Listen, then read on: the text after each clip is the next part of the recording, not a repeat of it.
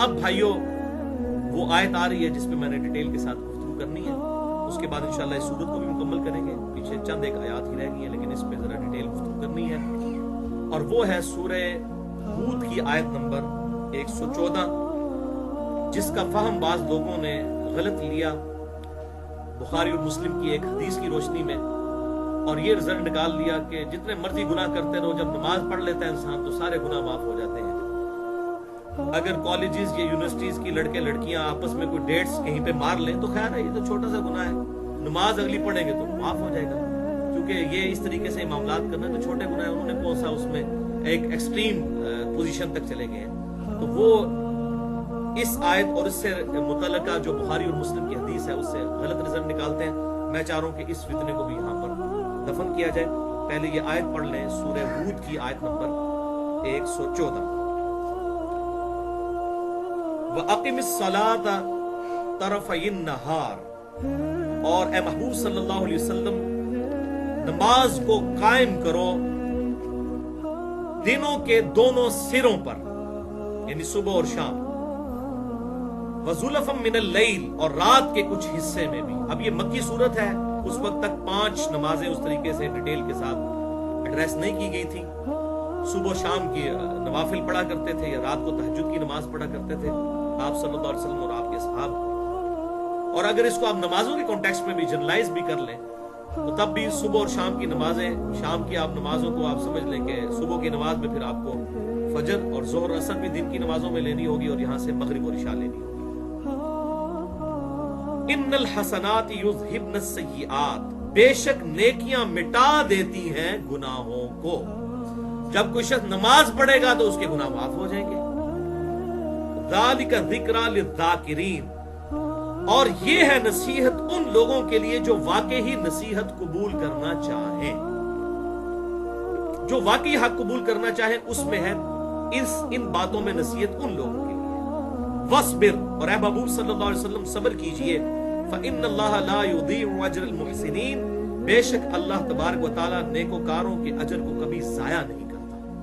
انسان بڑی کمٹمنٹ کے ساتھ اللہ تعالیٰ کی فرما برداری کرتا چلا جائے، اللہ تبارک و تعالیٰ کسی کے اعمال کو ضائع کرنے والا نہیں ہے، الحمدللہ۔ یہ بھائیو وہ آیت ہے جس کے کانٹیکسٹ میں ایک بخاری اور مسلم کی متفق علیہ حدیث ہے، وہ بھی میں بیان کروں گا، اور اس سے بعض لوگ غلط رزلٹ نکالتے ہیں۔ اس آیت کے کانٹیکسٹ میں میں جنت کے 8 دروازوں کی نسبت سے انشاءاللہ 8 صحیح الاسناد احادیث بیان کروں گا، اور ان میں سے 3-4 جو ہے بخاری اور مسلم سے ہیں اور باقی کتابوں سے بھی ہیں، اور پھر انشاءاللہ تعالی جو باقی 5-6 آیات رہ گئی ہیں وہ کنکلوڈ کریں گے تاکہ اگلی دفعہ سورہ یوسف شروع کریں، جو قرآن پاک کی سب سے انٹرسٹنگ سورت ہے، یوزار سیف والی سورت، یوسف علیہ السلام سے ریلیٹڈ۔ تو یہ 8 حدیثیں میں اس حوالے سے بیان کرتا ہوں۔ پہلی حدیث جو اسی آیت کے کانٹیکسٹ میں ہے، صحیح بخاری اور مسلم کی متفق علیہ حدیث ہے۔ صحیح بخاری میں انٹرنیشنل نمبر کے مطابق 4687، صحیح مسلم میں 7001 نمبر یہ حدیث ہے، اور صحیح مسلم کا جو طرق ہے 7004 نمبر، اس میں بڑی ڈیٹیل کے ساتھ یہ حدیث ہے۔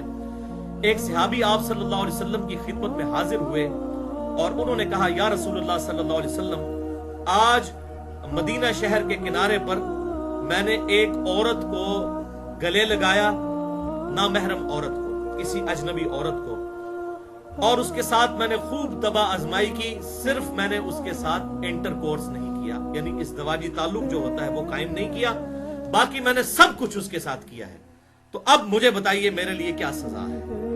شریف النفس لوگ تھے، غلطی کر کے ان کو شرمندگی ہوتی تھی، اور گناہ پر شرمندگی ہی خود توبہ کی نشانی ہے۔ تو آپ صلی اللہ علیہ وسلم کے سامنے جب اس نے یہ بات کی تو سیدنا عمر جلالی طبیعت والے وہاں پر موجود تھے رضی اللہ تعالیٰ عنہ، انہوں نے کہا کہ بھائی جب اللہ نے تیرا پردہ رکھا تھا تو نے ضرور اپنا پردہ چاک کرنا تھا، توبہ طائب کر لیتا، لیکن آپ صلی اللہ علیہ وسلم خاموش رہے، یہاں تک کہ وہ شخص وہاں سے اٹھا اور چلا گیا۔ اور خاموشی آپ پر کیوں طاری ہوتی تھی؟ ایسے موقع پر آپ صلی اللہ علیہ وسلم وحی کا انتظار کرتے تھے۔ جب وہ چلا گیا تو پھر آپ صلی اللہ علیہ وسلم نے تھوڑی دیر بعد خاموشی اپنی توڑی اور فرمایا کہ وہ جو شخص یہاں پر سوال کرنے آیا تھا اس کو بلاؤ۔ تو ایک صحابی پیچھے سے گئے اور ان کو بلا کر لائے، آپ صلی اللہ علیہ وسلم کی خدمت میں حاضر ہوئے، تو پھر آپ صلی اللہ علیہ وسلم نے اس گناہ کے اعتبار سے توبہ کے لیے آپ صلی اللہ علیہ وسلم نے سورہ ہود کی یہ آیت مبارکہ تلاوت کی اور اس کو ایمفسائز کیا کہ تم نماز پڑھو، اللہ تعالیٰ تمہارے اس گناہ کو معاف کر دے گا. اور اس کے ثبوت میں آپ صلی اللہ علیہ وسلم نے یہی آیت تلاوت کی. اس سے یہ بات پتہ چلی کہ آپ صلی اللہ علیہ وسلم بھی اپنی بات کی دلیل میں کتاب اللہ سے آیت پیش کیا کرتے تھے. یہ امت کی تعلیم کے لیے بھی ہے، ورنہ آپ کا اکیلا فرما دینا بھی کافی تھا، لیکن آپ صلی اللہ علیہ وسلم نے بات ارشاد فرمائی تو ساتھ ہی آپ صلی اللہ علیہ وآلہ وسلم نے آیت مبارکہ سورہ ہود کی آیت نمبر 114 تلاوت فرمائی. وہی آیت وَأَقِمِ الصَّلَاةَ طَرَفَيِ النَّهَارِ وَزُلَفًا مِنَ اللَّيْلِ، نماز کو قائم رکھو دن کے دونوں کناروں پر اور رات کے حصے میں. ان الحسنات یذہبن السیئات، بے شک نیکیاں جو ہیں یہ گناہوں کو مٹا دیتی ہیں. ذالک ذکری للذاکرین، اور اس قرآن میں ہے نصیحت ان کے لیے جو واقعی نصیحت قبول کرنا چاہے. جس کی نیت ہی نہیں اٹھنے کی اور آنکھیں بند کر کے لیٹا ہے، آپ اس کو لاکھ اٹھائیں وہ کبھی نہیں اٹھنے والا. اور جو واقعی اٹھنا چاہتا ہے اور آخرت کی کامیابی حاصل کرنا چاہتا ہے تو آپ جب اس کو اٹھائیں گے تو اٹھ جائے گا. تو یہ وہ حدیث تھی. اب اس حدیث کا سہارا لیتے ہوئے بعض لوگ غلط رزلٹ نکالتے ہیں. اچھا، اس حدیث میں آگے الفاظ پھر بخاری اور مسلم کے یہ ہیں کہ جب اس صحابی کو آپ صلی اللہ علیہ وسلم نے یہ طریقہ تعلیم فرمایا کہ نماز پڑھ تیرا گناہ معاف ہو جائے گا، تو باقی بھی سمجھدار صحابہ تھے. انہوں نے کہا یا رسول اللہ یہ صرف اسی کے لیے ہے خاص، یا اگر کوئی بھی امت میں گناہ کر بیٹھے تو اس کے لیے بھی ہے؟ تو آپ صلی اللہ علیہ وسلم میں یہ حکم عام ہے، جس شخص سے بھی گناہ ہو جائے تو نماز اس کے گناہوں کو جو ہے وہ مٹا دے گی. یہ اتنی بڑی نیکی ہے. بہرحال اس حوالے سے لوگ کہتے ہیں کہ جس سے یہ بات ثابت ہوئی، چونکہ نیک اعمال جو ہے یہ تو صحیح ہے، بخاری اور مسلم کی کتنی حدیث اس پر گواہ ہے، اس میں سے ایک صحیح مسلم کی میں حدیث بھی بیان کر دوں گا اور بخاری اور مسلم کی متفق علیہ حدیث بھی آگے چل کر بیان کروں گا کہ واقعی نیک اعمال جو ہیں گناہوں کو مٹا دیتے ہیں. لیکن صرف صغیرہ گناہوں کو، کبیرہ کو معاف نہیں کیا جاتا جب تک کہ سچی توبہ نہ کر لی جائے. تو کہتے ہیں دیکھیں جناب، اس کے اندر تو کہا گیا نماز پڑھو تمہارے گناہ معاف ہو جائیں گے. اس کا مطلب ہے کہ اگر کسی اجنبی یا نامحرم عورت کے ساتھ انٹر کورس نہ کیا جائے، وہ تعلق ایکسٹریم قائم نہ کیا جائے، اس کے علاوہ جو مرضی کر لیں، بوسو کنار کر لیں، گلے لگا لیں، جو مرضی کریں، کوئی لڑکا جا کے ڈیٹ مار لے، معاف ہو جائے گا نماز پڑھ لے. یعنی زور سے پہلے ڈیٹ مارے، اس کے بعد زور کی نماز پڑھے تو معاف، زور کے بعد کسی اور کے ساتھ کرے تو عصر پڑھے تو وہ بھی معاف، عصر کے بعد کسی اور کے ساتھ کرے تو مغرب پڑھے تو وہ بھی معاف. وہ اس سے رزلٹ نکالتے ہیں. تو آن دا فیس آف آرگومنٹ تو بظاہر یہ ان کی دلیل صحیح لگتی ہے، لیکن یہ ان کی دلیل ٹھیک نہیں ہے. کیونکہ کوئی شخص معافی کی امید پر جان بوجھ کر کسی چھوٹے گناہ پر بھی استقامت اختیار کرے تو بذات خود یہ اس کا عمل ہی بغاوت پر مبنی ہے اور یہ خود گناہ کبیرہ ہے. آپ اللہ تبارک و تعالیٰ کی اس کتاب کے مزاج کو سمجھیں کہ اللہ تعالیٰ کیسا انسان، اللہ کو کیسا انسان مطلوب ہے. ایسا انسان کہ جو بار بار گناہ کرنے پر جو ہے وہ توبہ کی امید کے اوپر جان بوجھ کر گناہ کرے. کیا اللہ تعالیٰ یہ چاہتا ہے؟ قطعاً نہیں چاہتا. ورنہ یہ کتابوں کا مقدمہ، پیغمبروں کا مقدمہ ہی اسی بات پر قائم ہے کہ آپ نے اپنی پوری کوشش کرنی ہے کہ گناہ سے بچیں، اس کے باوجود اگر ہو جائے پھر اللہ کی طرف رجوع آئے. تو وہ کہتے ہیں جی یہاں پر چونکہ اس نماز سے گناہ معاف ہو گئے تو بھائی نماز سے پہلے ہی اس نے اس گناہ کبیرہ سے توبہ بھی کی ہے. شرمندہ تھا نا، تبھی تو آپ کے پاس آیا یا رسول اللہ مجھے پاک کر دیجئے، مجھ پر حد جاری کیجئے، جو میرا جرم ہے مجھے سزا دیجئے. تو شرمندگی خود بخود توبہ ہے. توبہ اس نے پہلے کی ہے اور بعد میں اس کی تسلی کے لیے بات آئی کہ اگلے نیک اعمال بھی کرو گے تو بالکل کلین واش ہو جاؤ گے. اس حوالے سے یہ بالکل غلط رزلٹ ہے. یہ تو بالکل اس طریقے سے ہے کہ کوئی شخص سورہ نساء میں 2 دفعہ یہ آیت آئی، آیت نمبر 48 اور آیت نمبر 116. بسم اللہ الرحمن الرحیم. ان اللہ لا یغفر ان یشرک بہ ویغفر ما دون ذلک لمن یشاء. بے شک اللہ تعالیٰ قیامت والے دن کوئی شخص اس حال میں پیش ہوا کہ اس نے دنیا میں شرک کے بغیر توبہ کے شرک کے ساتھ مرا، شرک کی حالت میں،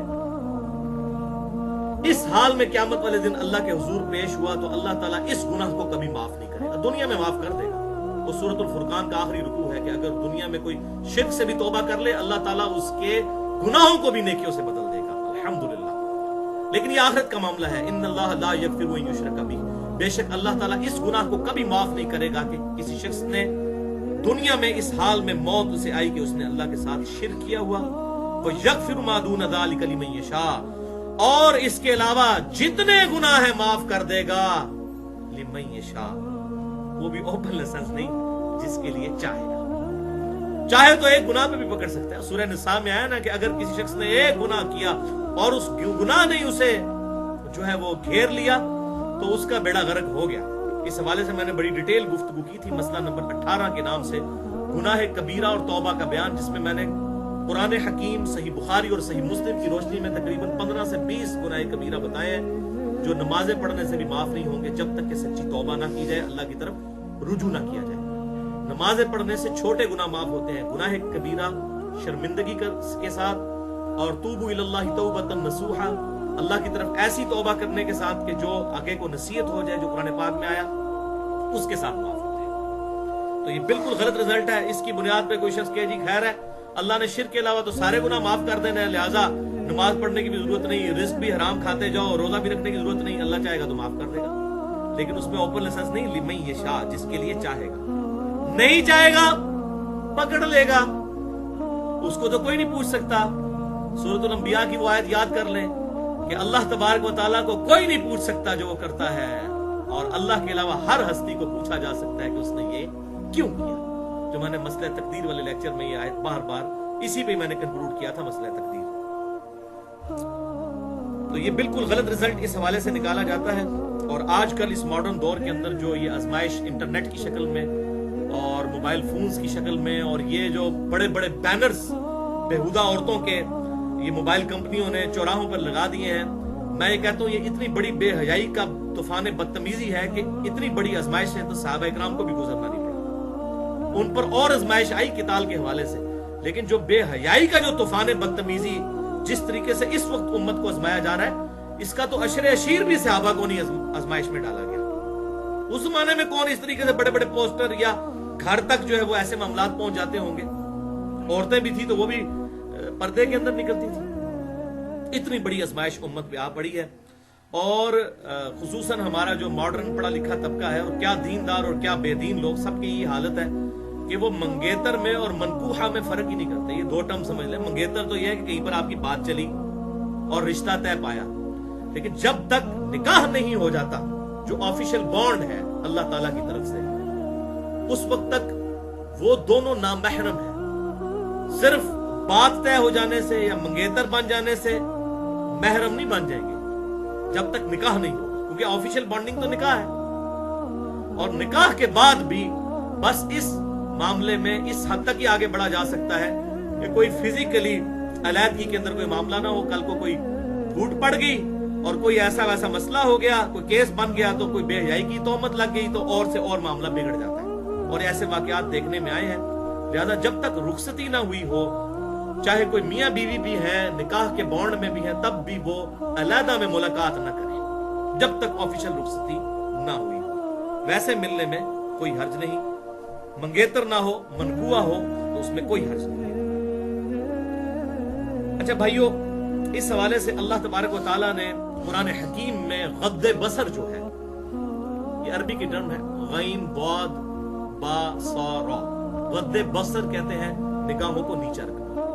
اس پر سورہ نور کے اندر بڑا زور ہے، اور سب سے پہلے غض بصر کا حکم اللہ تعالیٰ نے مردوں کو دیا ہے. سورہ النور کے اندر اے محبوب صلی اللہ علیہ وسلم مومن مردوں سے کہو کہ اپنی نگاہیں نیچی رکھیں اور اپنی شرمگاہوں کی حفاظت کریں. پہلے مرد کا پردہ بیان ہوا ہے، نگاہیں نیچی رکھیں، یعنی ادھر ادھر نگاہ اٹھا کے نہیں، بس اتنی نیچی رکھیں کہ آپ کو راستہ نظر آئے. یہ بیجا نگاہ کو اٹھانا یہ پھر انسان کو برائی میں مبتلا کر دیتا ہے. اور پھر اس کے بعد سورہ نور میں ہی آگے آیا کہ اے نبی صلی اللہ علیہ وسلم مومنین عورتوں کو حکم دیں کہ وہ بھی اپنی نگاہیں نیچی رکھیں اور اپنی شرمگاہوں کی حفاظت کریں. اور پھر عورتوں کے حوالے سے جس طرح ڈیٹیل احکامات سورۃ الاحزاب کے اندر آئے، سورہ النور کے اندر آئے، انشاءاللہ کبھی موقع ملا تو 1-1.5 گھنٹے کا علیحدہ سے ٹاپک ہے. یہاں تک آیا قرآن حکیم کے اندر، سورہ نور کے اندر اور سورہ الاحزاب کے اندر، کہ عورت کے زیور کی چھنکار بھی گھر سے باہر نہ سنائی تھی. یہاں مولوی اس معاملے میں لڑ رہے ہیں کہ چہرے کا پردہ ہے یا نہیں. خدا کے لیے بھائی قرآن کے مزاج کو سمجھو، اللہ کے مزاج کو سمجھو. جو قرآن ہمیں یہ حکم دیتا ہے کہ عورت کے زیور کی چھنکار بھی گھر سے باہر نہ سنائی دے، وہ عورت کو یہ اجازت دے گا کہ وہ چہرہ کھول کے باہر پھرے؟ اور پھر وہ شیخ البانی نے کتاب لکھی، اسی کو ڈاکٹر ذاکر نے کاپی کیا، اور پھر ڈاکٹر ذاکر نائک کی اسلام کے لیے خدمات اپنی جگہ، لیکن اس نے ایک فتنوں کا دروازہ کھول دیا جسے عورت کے چہرے کا پردہ ضروری نہیں ہے، چہرہ چونکہ وہ اس میں داخل ہی نہیں ہے زینت کے اندر۔ وہ لوگ کہتے ہیں چہرہ زینت میں داخل ہی نہیں ہے۔ ان سے پوچھو جب آپ لوگوں کی شادیاں ہوتی ہیں تو بغیر چہرہ دیکھے پسند کرتے ہیں؟ چہرہ اگر زینت نہیں تو باقی اور کون سی چیز زینت ہے؟ وہ کہتے ہیں وہ جو کہا گیا نا کہ زیور کی چھنکار باہر نہ سنائی دے، تو چونکہ زیور جو ہے وہ زینت کی چیز ہے تو زینت کا پردہ ہے۔ خدا کے لیے بھئی زیور زینت ہے تو قرآن کے مزاج کو سمجھیں۔ اگر قرآن زیور کو زینت کہہ رہا ہے تو چہرے کو نہیں کہے گا؟ چہرہ تو بدرجہ اولا زینت ہے۔ اور یہ ایسی بات ہے کہ راکٹ سائنس نہیں، وہ آپ کسی ایک موچی سے بھی پوچھ لیں وہ بھی سمجھا دے گا۔ مولوی کو سمجھنا ہے علیحدہ بات ہے، کسی ڈاکٹر انجینئر کو سمجھنا ہے ضد اور ہٹ درمی کی وجہ سے وہ علیحدہ بات ہے، لیکن ایک عام ان پڑھ جاہل آدمی بھی اپنی انسٹنکٹ کی وجہ سے سمجھا دے گا۔ جو صحیح مسلم میں حدیث ہے، گناہ وہ جو تیرے دل میں کھٹکے اور تو اس بات سے آر محسوس کرے کہ لوگ اس پر مطلع ہو جائیں، وہ تیرے دل میں، دل کے اندر جو مفتی بیٹھے وہ تجھے خود بتائے گا کہ یہ معاملہ غلط ہے، یہ صحیح ہے۔ انشاءاللہ کبھی موقع ملا، یہ بھی ادھار ہے، چہرے کے پردے کے اوپر بھی میری گفتگو رہتی ہے، بل اس حوالے سے باقی ہم 7 حدیثیں یہاں پر کور کر لیں۔ دوسری حدیث ہے سنن نسائی الکبریٰ کے اندر صحیح سند کے ساتھ کہ آپ صلی اللہ علیہ وسلم نے ارشاد فرمایا، کوئی 2 مرد اور عورت کبھی خلوت اختیار نہ کرے ورنہ اس خلوت میں تیسرا شیطان داخل ہو جاتا ہے۔ اجنبی مرد و عورت خلوت نہیں اختیار کر سکتے۔ تیسری حدیث سنن نسائی کے اندر موجود ہے صحیح سند کے ساتھ، اور یہ حدیث تو کنکلوڈ کرنے والی ہے۔ اسلام کا مزاج، قرآن کا مزاج تو آپ نے سن لیا نا کہ زیور کی چھنکار باہر نہ سنائی دے۔ اب آپ صلی اللہ علیہ وسلم کا مزاج سن لیں۔ سنن نسائی کے اندر یہ حدیث صحیح سند کے ساتھ آپ صلی اللہ علیہ وسلم نے ارشاد فرمایا، جو عورت خوشبو لگا کر گھر سے باہر نکلتی ہے لوگوں کو اٹریکٹ کرنے کے لیے، تو ایسی عورت زانیہ ہے، اس نے زنا کیا۔ اچھا مجھے بتائیں، جو عورت خوشبو لگا کر گھر سے باہر نکلے وہ تو ہے زانیہ، اور جو چہرہ اور بال کھول کر باہر نکلے وہ زانیہ نہیں ہے؟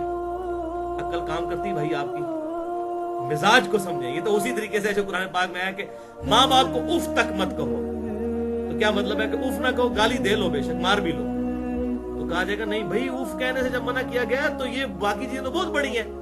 تو یہ جو سنن نسائی کی حدیث ہے کہ خوشبو لگا کے جو عورت گھر سے باہر نکلے تو وہ زانیہ ہے، اور جو چہرہ اور سر کے بال کھول کر نکلتی ہے اور دوپٹہ بھی لیا ہوا ہے تو صرف برکت کے لیے، سائیڈ پہ صرف بتانے کے لیے کہ مسلمان ہوں، سامنے بال اسی طریقے سے نکلے ہوئے ہیں، تو اس عورت کے اوپر فتویٰ نہیں، بدرجہ اولا اس کے اوپر یہ فتویٰ لگے گا۔ آپ صلی اللہ علیہ وسلم کا میرے ساتھ کسی کو لڑنے کی ضرورت نہیں ہے، آپ صلی اللہ علیہ وسلم نے اپنا مزاج بتا دیا۔ تو ریلیجن جو ہے وہ بالکل واضح ہے، کوئی شخص ماننا چاہے تو اس کے لیے ہدایت ہے، اب نہیں ماننا چاہتا کوئی شخص۔ اب ڈاکٹر ذاکر نائک بہت اسلام کے لیے ان کی خدمت ہے، میں ان کی بڑی عزت کرتا ہوں، لیکن اس معاملے میں انہوں نے ٹھوکر کھائی ہے، اور وہ شیخ البانی کو انہوں نے فالو کیا۔ حالانکہ شیخ البانی خود اپنے گھر والوں کو وہ چہرے کا بھی پردہ کرواتے تھے، لیکن وہ کتاب انہوں نے لکھ دی کہ چہرے کا پردہ ضروری نہیں ہے۔ تے اندھے نو کیا چاہیے 2 اکھاں، اندھے کو کیا چاہیے 2 آنکھیں؟ تو لوگوں کو تو بہانا چاہیے ریلیکسیشن کا۔ لوگ تو کہتے ہیں کوئی ایسا کوئی ریلیجن بتائیں کہ بس وہ ماڈریٹ سا ریلیجن ہو، اس پر ہم عمل کرنا ہے، باقی ہمارے گناہوں کا بوجھ جو ہے وہ ڈاکٹر ذاکر نائک اور شیخ البانی اٹھاتے رہیں گے۔ ہم تو کہتے ہیں کہ قیامت والے دن کے ڈاکٹر ذاکر نائک نے فتویٰ دیا تھا یا شیخ البانی نے فتویٰ دیا تھا، ہم تو اس کے اوپر چلیں گے۔ کتاب و سنت آپ نے بیان کرنا ہے تو آپ کرتے رہیں۔ صحیح بخاری کے اندر جو حدیث افک اما عائشہ کے اوپر جو تہمت لگی تھی معاذ اللہ زنا کی، اس میں الفاظ ہیں، جب وہ بڑی ڈیٹیل حدیث ہے، اس کے اینڈ پہ سیدہ عائشہ جو پیچھے رہ گئی تھی تو اور آپ صلی اللہ علیہ وسلم ایک صحابی کی ڈیوٹی لگائی ہوتی تھی جو قافلہ وہاں سے موو کرتا تھا، تو آپ صلی اللہ علیہ وسلم اس کو بھیجتے تھے تاکہ وہاں پر پڑاؤ کے دوران آپ صلی اللہ علیہ وسلم یا آپ کے اصحاب کا اگر کوئی سامان رہ گیا تو وہ اس سامان کو سمیٹتے تھے۔ وہیں پر انہوں نے سیدہ عائشہ کو دیکھا، ظاہر ہے ان کا ہار گم گیا تھا، بڑی ڈیٹیل حدیث ہے بخاری اور مسلم کے اندر، تو سیدہ عائشہ وہاں پر بیٹھی ہوئی تھی اور ان کو اونگ آئی ہوئی تھی، اس کی وجہ سے ان کے چہرے سے وہ نقاب ہٹ گیا ہوا تھا، تو وہ صحابی جب وہاں پر گئے تو ان کی نگاہ ان کے چہرے پر پڑ گئی، اور اس صحابی کے الفاظ ہیں صحیح بخاری کے اندر کہ میں نے سیدہ عائشہ کو اس لیے پہچان لیا کہ میں نے آیات پردہ نازل ہونے سے پہلے عائشہ کو دیکھا ہوا تھا۔ اس کا کیا مطلب ہے کہ آیات پردہ نازل ہونے کے بعد سیدہ عائشہ چہرے کا پردہ کرتی تھی؟ اس کا بھی جواب دیتے ہیں نہیں، وہ حضرت عائشہ کا تقوی تھا۔ کل کو آپ کہو گے جی جناب کوئی داڑھی رکھتا ہے تو اس کا تقوی ہے، حضور صلی اللہ علیہ وسلم نے تقوی کے لیے رکھی، کوئی داڑھی ضروری نہیں ہے۔ آپ ہر معاملے میں یہ کہہ دیں گے تقوی کیا؟ سورۃ الاحزاب کے اندر اللہ تعالیٰ نے 22ویں پارے کے پہلے صفحے پہ یہ بات ارشاد فرمائی ہے، نبی کی بیوی ہو تم عام عورتوں کی طرح نہیں ہو، تم نے تو امت کے لیے رول ماڈل بننا ہے، امت نے امہات المومنین کو فالو کرنا ہے، یا شیخ البانی یا ڈاکٹر ذاکر نائک کو فالو کرنا ہے، یا مجھے فالو کرنا ہے انجینئر محمد علی مرزا صاحب کو؟ میں کہوں گا کہ جی ہاں جی مجھے فالو کریں جی، میں جو قیامت دن آپ کے گناہوں کا بوجھ اٹھا لوں گا، نہیں، کتاب و سنت کے دلائل کو دیکھنا ہے، اس کو فالو کرنا ہے۔ تو بالکل کلیئر کٹ ہے کہ میں نے عائشہ کو اس لیے پہچان لیا کہ میں نے آیات پردہ نازل ہونے سے پہلے انہیں دیکھا ہوا تھا۔ تو اس کا مطلب ہے کہ بعد میں ایسے معاملات پر اس حوالے سے انشاءاللہ کبھی موقع ملا میں ڈیٹیل سے عرض کروں گا۔ چوتھی حدیث بڑی خطرناک روایت ہے، یہ صحیح سند کے ساتھ شیخ البانی خود اسے احادیث صحیحہ کے اندر بھی لے کر آئے، اور یہ المعجم الکبیر الطبرانی کے اندر صحیح سند کے ساتھ یہ حدیث موجود ہے۔ بڑی کریٹیکل حدیث ہے، میں اس کا نمبر بھی بتا دیتا ہوں، جلد 20 ہے اور صفحہ ہے اس کا 212 اور انٹرنیشنل نمبر ہے 486۔ یہ چھوٹی چھوٹی جلدیں جو مکتبۃ الشاملہ کے اندر موجود ہیں اس اعتبار سے ہے، ورنہ انٹرنیشنل نمبر یاد رکھیں 486 اس کا نمبر ہے کہ آپ صلی اللہ علیہ وسلم نے ارشاد فرمایا کہ کوئی شخص کسی نامحرم عورت کو ہاتھ لگائے، جسٹ ٹچ کرے۔ اب وہ حدیث مسلم شریف کی کہ اس نے گلے لگا لیا اور سارا کچھ کیا سوائے انٹر کورس کے، اس کو آپ اس سے ریلیٹ کرنا ہے۔ آپ صلی اللہ علیہ وسلم نے فرمایا کہ کوئی شخص کسی عورت کو ہاتھ لگائے، اس سے بہتر ہے کہ لوہے کا کیل اس کے سر میں ٹھونک دیا جائے۔ کیا مطلب کہ اس کی جو تکلیف ہے نا، اس سے زیادہ تکلیف اس گناہ کی قیامت والے دن اٹھانی پڑے گی، کسی غیر محرم عورت کو ٹچ کرنا۔ اور یہاں تو انڈیا، پاکستان اور بنگلہ دیش کے بےہودہ کلچر میں اتنے پیر ہیں جو مریدیوں کے سروں پہ ہاتھ پھیرتے ہیں بلکہ بیعت کرتے ہیں۔ آپ صلی اللہ علیہ وسلم نے کبھی کسی عورت کے ساتھ اس طریقے سے بیعت نہیں لی۔ تو اس میں بھی علیحدہ سے بات ہو سکتی ہے کہ آپ صلی اللہ علیہ وسلم عورتوں سے پردے میں بیعت لیا کرتے تھے۔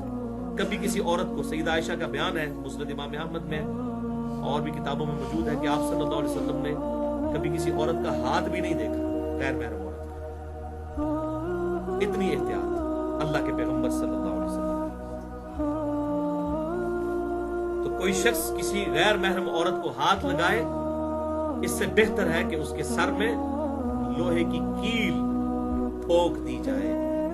وہ لوہے کی کیل ٹھونکنا وہ کم تکلیف دہ ہے، اور اس کا عذاب بڑا ہے کہ کوئی شخص کسی غیر محرم عورت کو ہاتھ لگائے۔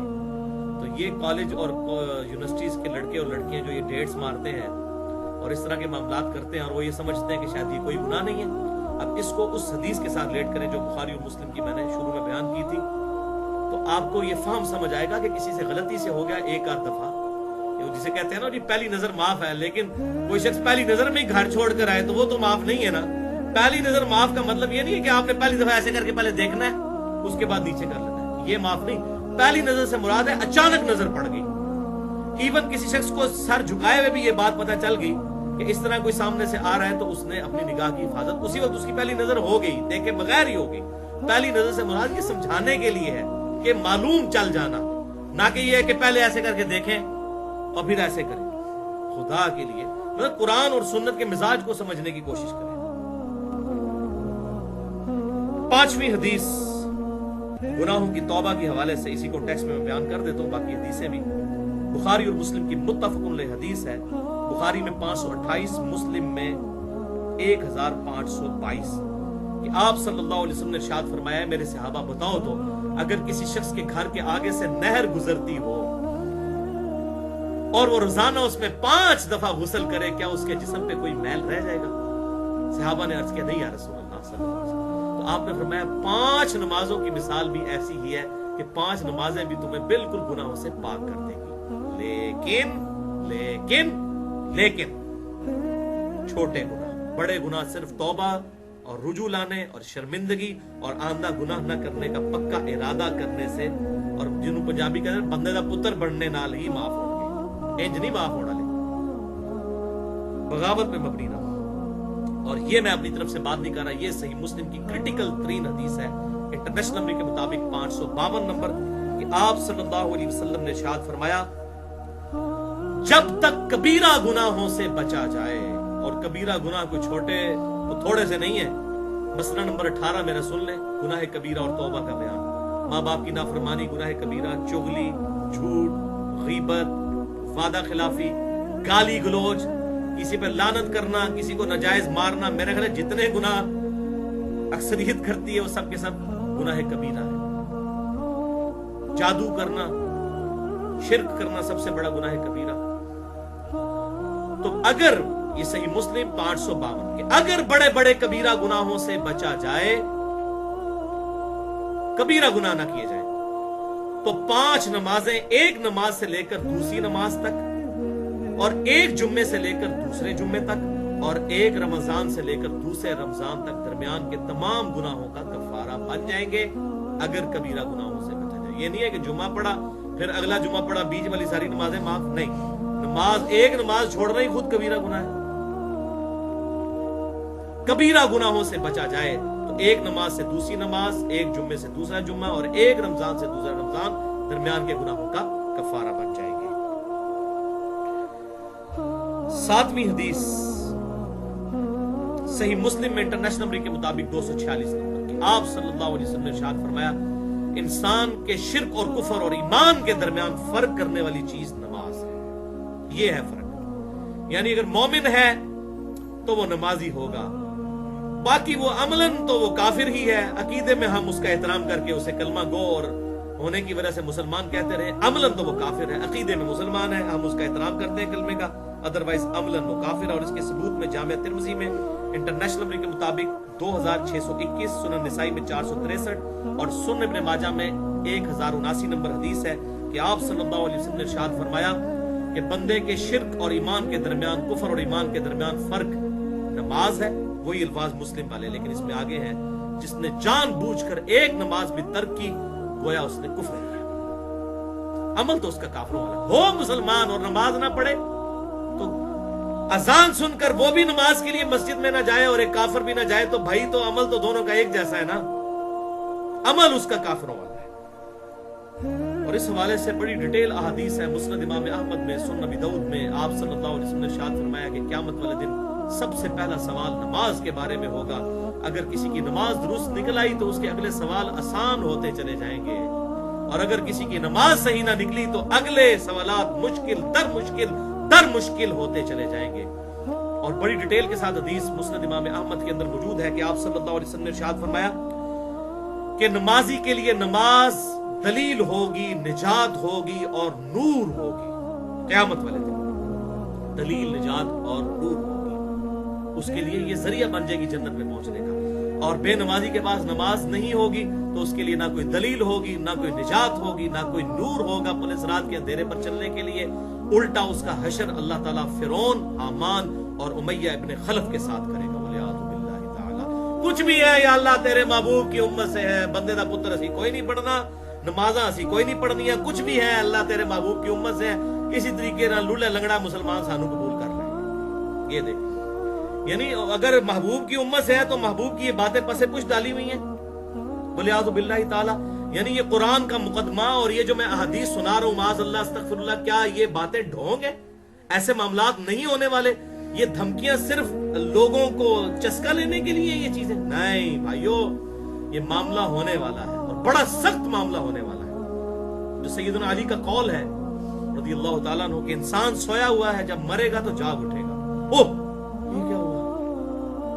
وقت گزرنے کا پتہ ہی نہیں چلا، انسان کو پتہ ہی نہیں چلا، باقی انسان غفلت کی نیند سویا ہوا ہے، مرتے ہی آنکھ کھلے گی کہ بھئی یہاں تو وہ کرنسی نہیں چلنے والی، یہاں تو اعمال ہی کام آنے ہیں، اور اعمال ہوں گے تو انشاءاللہ اللہ کی رحمت اور آپ صلی اللہ علیہ وسلم کی شفاعت شامل حال ہوگی تو انشاءاللہ فائدہ ہوگا۔ جیسا دنیا میں بھی صرف رحمت سے کچھ نہیں ہوتا، رحمت کی بارش جتنی مرضی ہو، اگر کسی کسان نے بیج نہیں بویا اس کی فصل نہیں ہونے والی، ٹھیک ہے، تو جس نے امال کا بیج نہیں بویا، قیامت والے دن اللہ کی رحمت اور آپ صلی اللہ علیہ وسلم کی شفاعت کے اوپر اگر وہ ناجائز امید لگاتا ہے تو وہ تو پھر کتاب و سنت کے دلائل کے خلاف کو اپنی انٹرپریٹیشن، اپنی فلسفہ پیش کرے گا۔